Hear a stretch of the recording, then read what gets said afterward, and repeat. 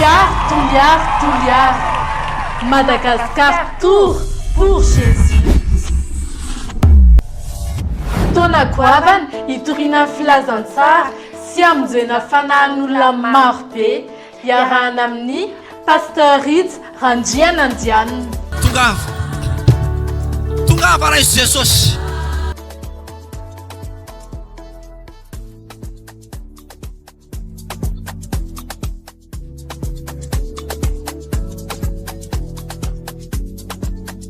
Sorry andeko sy mahatsanga anjaran'ny Touliard andiazao mandray ny hetsika Madagascar tour pour Jésus.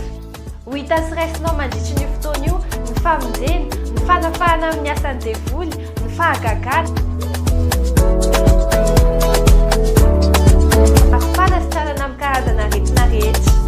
Ny zoma fa 1 volana Martsa, sabotsy fa 2 volana Martsa, ary ny alahady fa 3 volana Martsa ho avy izao ao amin'ny Jardin de la Mer Touliard isaky ny amin'ny 3 ora hariva.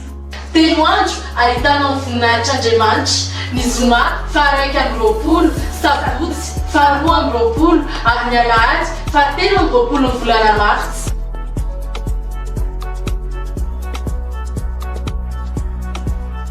Madagascar tour pour Jésus ao Touliard miaraka amin'ny pasteur Rits Randrianandianina. Andriamanitra no maniana ty hanafaka anao ary hanafaka anao.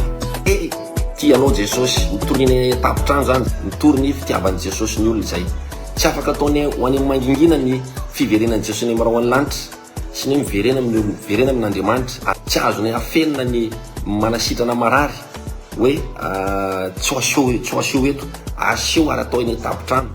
Ary ho tonga hanotrona azy ao ihany koa pasteur Edy Rabesoelina.